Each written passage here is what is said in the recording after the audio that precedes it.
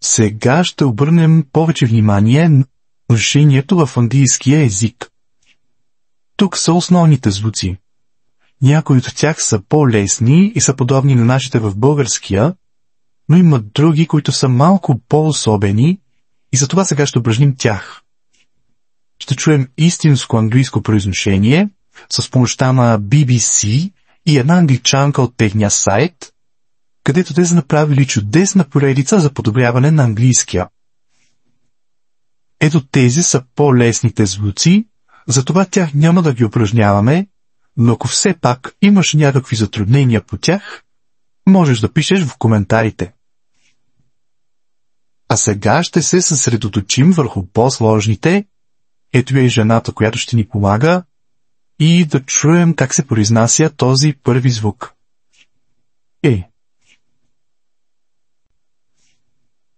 Е. Между Е и И, но по-скоро клони малко повече към И. Сега да видим думите, примери, в които той участва. Kit. Bid. Him. Minute. Това беше първият звук, а сега да видим следващия. Ето това обърнатото тук. Да видим как звучи. У. У. И примерите, в които го има. Foot. Put. Good. И стигаме до третия, ето тази колипка. Да видим как звучи тя. О. О. На мен много ми напомня на българското А, но звучи малко по-различно. Да видим примерите. Strut. Mud. Love. Blood. И продължаваме напред с ето този символ, който прилича на обърнато А. О. О. То е почти като нашето О. Да не се бъркаме, че прилича на обърнато А, то не се чете А, а О. Да видим примерите. Locked. Odd. Wash. И стигаме до ето този звук, който е може би най-често срещания звук в английски език. И той звучи ето така. And again. А сега нека видим в кои думи участва той, защото те са може би едни от най-често срещаните думи. Във всяко едно изречение можем да ги срещнем и за това трябва да знаем, че този звук е изключително важен. The, of, that. Наистина участва в много ключови думи, но нека сега да видим следващия, който изглежда доста интересен. Да чуем как звучи.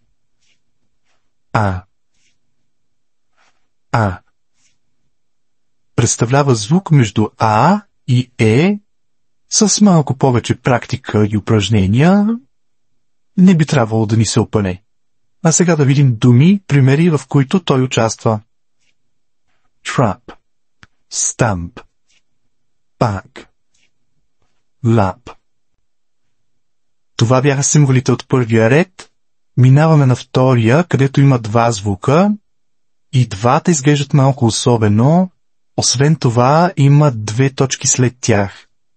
Тези две точки показват удължаване на звука. Тоест, ако имаме А с две точки, няма да произнесем просто А, а ще произнесем А. Ето това означават двете точки. А сега да видим първия звук. О. О. И примерите. Foot. Law. North. War. Звучи почти като нашето О, само че удължено. А сега да видим следващия, който прилича на обърнато Е, но дали наистина се чете Е?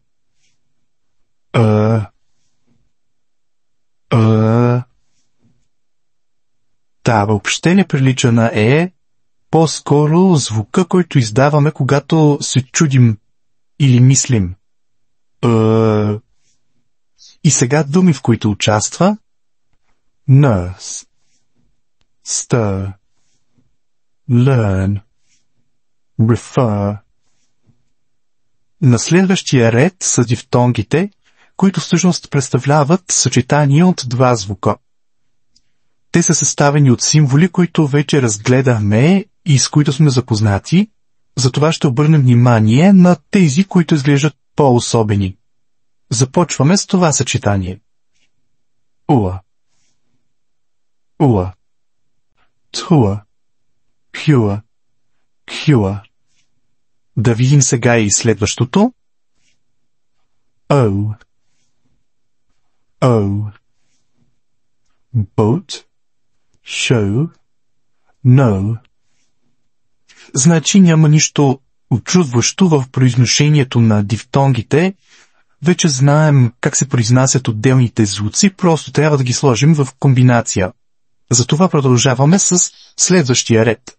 Там ни чака ето тази интересна комбинация, която изглежда доста застрашително. Да видим как се произнася. Choke, teacher,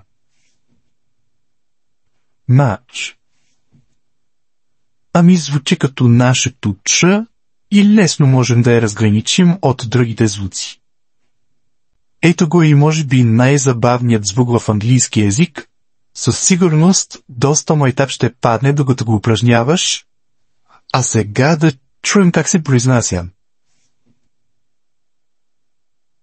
Again. Ако се върнем на ето този момент, ще забележим, че можем да произнесем този звук, ако изнесем езика малко напред и после издишаме въздух. Въздухът трябва да мине между горните зъби и езика.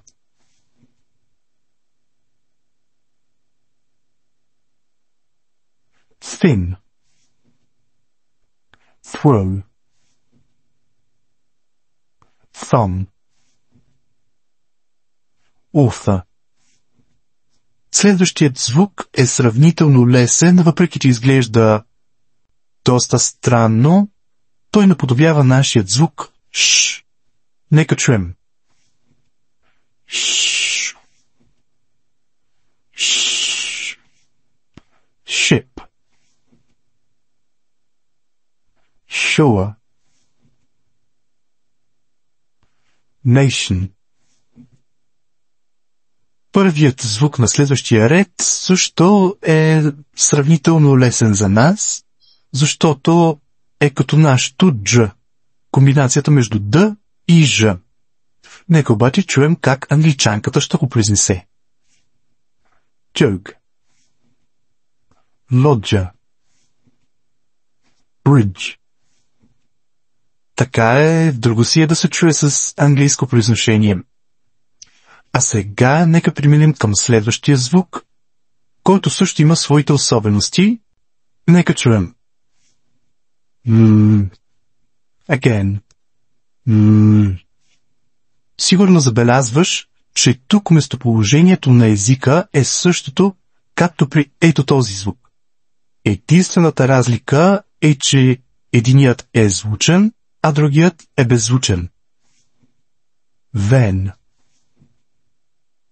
This. There.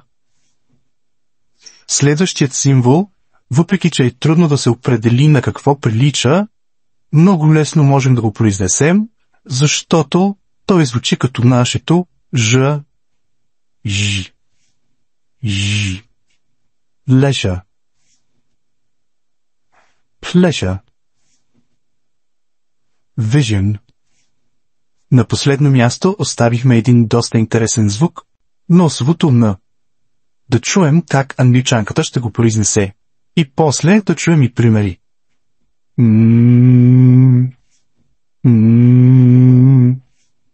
Wrong. Anger. Thanks. За да се убедим, че го произнасяме правилно, можем да сложим пръст на носа си, както тя е направила, и ако го произнасяме правилно, трябва да усетим вибрации.